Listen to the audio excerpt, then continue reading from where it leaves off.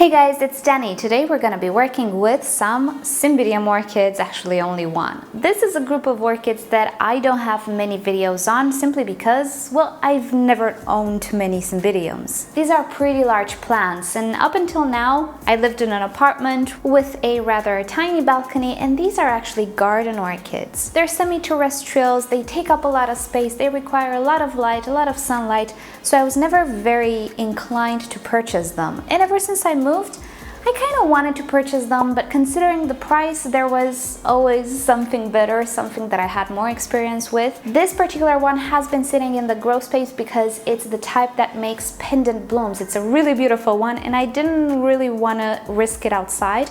But I have another one outside that is doing pretty well. I just had to shade it in the hottest part of the noon, and he's perfectly fine. So that's great. But yeah, I only have two Cymbidiums.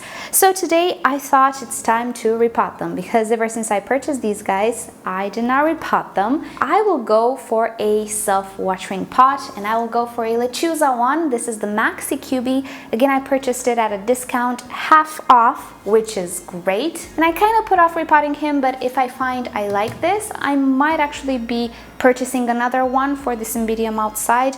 We'll see if it fits. I will also be using Terrestrial mix. Yet again, I'm not an expert on Cymbidiums, I don't want to risk it. This is a garden orchid, I'm just not gonna stress it with leca and things of the sorts. So for this reason, I'm just gonna play it safe, gonna be using Terrestrial mix, which is lightweight and pretty fluffy, but definitely it's not as airy as leca. So first, let's just open up this pot because I didn't even open it. So you can see the prices for the Lechuza pots are spicy indeed, but I paid half. So that was a good deal to get this size at 12 euros. That was pretty nice. Mind you though, this is a previous model. I think Lechuza has updated and more modern looking pots now. And I personally don't think this looks outdated or anything. Actually, it looks pretty good. Oh, this one has a gauge. I didn't know that. The previous ones, the smaller ones, the mini QBs, actually, they don't have a gauge. This one does. Not that I care much. For this price, you know, I would have expected the mini QB ones to have a gauge as well. That's why I decided to pretty much DIY them, since I didn't have a gauge from the Lechuzas and many other brands. Might as well DIY them, right? I can always DIY a gauge if I want to. Question is, do I want to? Okay, so just like with the other Lechuza pots, you get the pond medium, which, you get a lot of pond medium with this one. In the case of Cymbidiums, it might actually work. Cymbidiums are super heavy feeders. Some fertilizers actually have different dosages for Cymbidiums in particular. I don't remember which one. I think the Orchid Focus has the typical dosage that you can use with pretty much any orchid. And for Cymbidiums, it's like 3 times as much or something. So I might actually go for the pond. Okay, here's something very interesting. Look at that wick. Now this is heavy duty stuff. Alrighty, so to be fully honest, I was not expecting a wick. I was expecting this pot to have those cones that actually get in direct contact with the reservoir, with the water. Practically the reservoir should sit around those cones, but that's okay. If this wick works, then it works. I don't care. So let's just put the gauge in. Is there any particular way in which this goes? No. Oh, alrighty then. So I'll make my life a little easier and just remove the mask and work with the pot on the tray here. Now, there might be a problem. Can you see that this pot is a lot taller than my Lechuza pot? Typically, Cymbidium orchids are potted in tall pots because they do tend to produce pretty deep roots. It's not a rule. You don't necessarily have to pot a Cymbidium in a tall pot. They just do it, and pretty much all Cymbidiums on the market look like this, so you kind of need to go for at least something similar when you repot regarding the height. But I think we can get away with this, so I'm happy about that. I was a little nervous about it, but I think we're gonna do okay. Okay, so first let's unpot the Cymbidium, see what we have inside. He's slightly dehydrated. He drinks a lot of water actually. And even if I leave water in his tray, you can see this line here, he drinks it so fast. I think he will absolutely love the self-watering pot. Okay. Oh, it looks so good actually. This is the medium we will try to recreate ourselves as well. You can see it has a lot of perlite. We have some bark and coconut husk. but I do think we have coconut coir as well. But even so, even if we have terrestrial mix here, the medium is pretty fluffy. We have slow release fertilizer. You can see it here. The roots are good. I just checked them. This orchid looks nice. Very, very nice.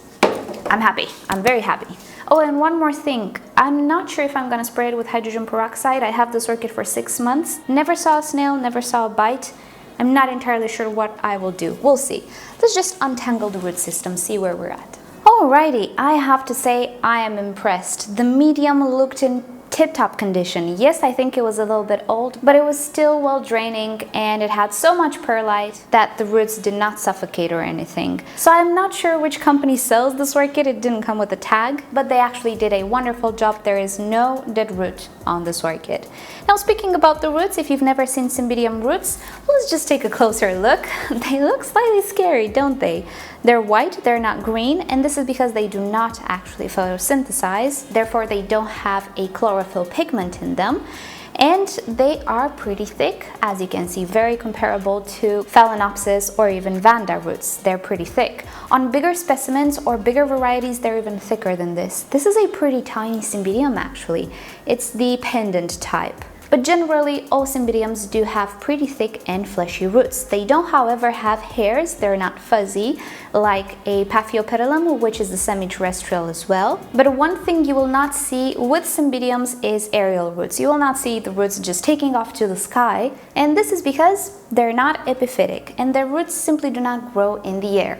Sometimes you might see a root on the top of the medium, but it will definitely not go up, not shoot up. It will go back into the medium. So from this point of view, you don't need to worry with those wild roots just taking over the entire space around the orchid. They're kind of tidy from this point of view.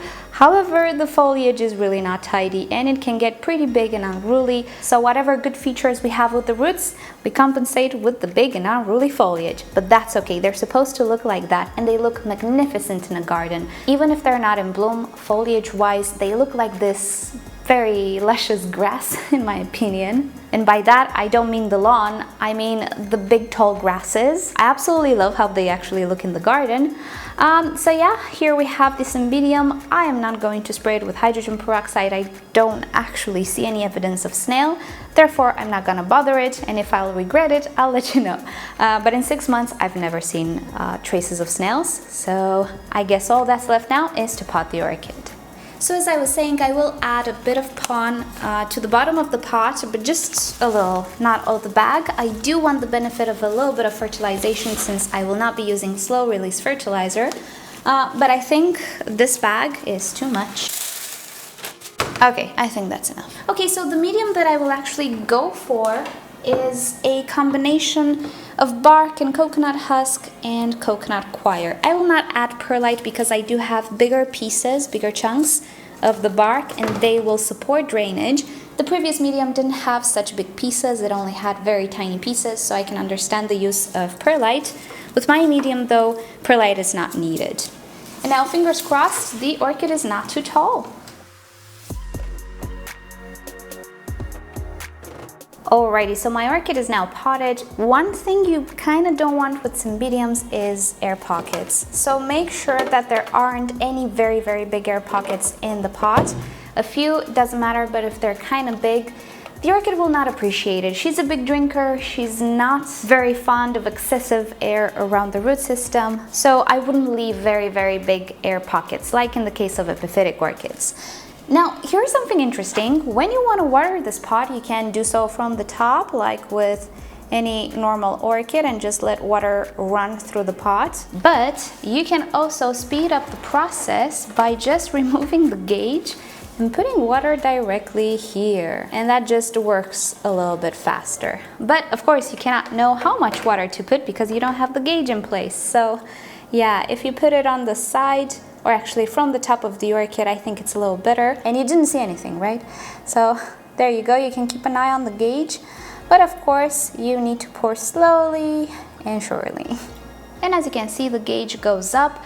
This pot has a pretty huge reservoir, which is absolutely fabulous for Cymbidium orchids. Look at that. First of all, because, well, this is a pendant one, and sadly this growth was not trained. It leaned over to the light a lot, This orchid was on my shelf. Right now I don't know what to do with it. I might try to pin it up, but I don't know. I would prefer this orchid a little bit more upright. I cannot really do anything about this growth now, but that's okay. So for once, this orchid will bloom with pendant flower spikes, and it's just gonna look so great if it's raised like this. Second of all, it has a big reservoir and keeps the orchid hydrated for a longer period of time, which is really neat for Cymbidiums because they are drinkers. Okay, so I think my orchid is well watered at this point. Also, the pot is pretty heavy. I think I have 2 liters of water in this reservoir, which is amazing. I can definitely keep this orchid outside. I swear, I think this was made for Cymbidium orchids or other plants that are pendant like this. So the wind will not knock it over. And yeah, it just looks really, really pretty. I like it. So I'm going to put this orchid outside together with the cattleyas. Being that she was not outside until now, I'm not going to stress it with too much sun, but I think a little bit of sunlight and bright shade and the wind through its leaves, I think she's gonna like it. The medium will stay pretty wet because I do have that coconut coir, the finer material. That's what will keep the top wet as well. If I only put bark, it wouldn't have worked, at least not as well. And also Cymbidiums don't appreciate bark all that much. 5 years ago or so I did have a Cymbidium in bark, and it was hard to maintain him watered. I didn't know any better back then, but yeah, I would much rather go for this type of... Ooh, you're sticky. It had some sap. So I would much rather go for this type of mixture than just bark. So I'm gonna put this orchid outside on my terrace, and of course I'm gonna keep you up to date. I'm super excited about this pot. I was not expecting it to be so pretty, so great. If only the inside pot would have been just a tiny little bit taller, but hey, it's okay. I accommodated for the roots. A few are a little on top, you can see here.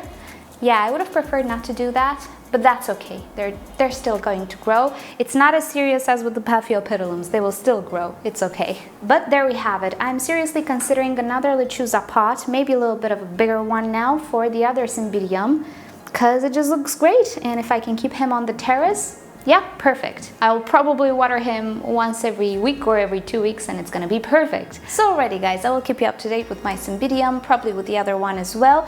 About the pon, I wouldn't worry. Cymbidiums are really heavy feeders. Much heavier than Catasetums as well, actually. So that little quantity of pon will deliver some nutrients, but definitely it will not burn the roots. I wouldn't have placed the whole quantity of pon though. That's scary even for me.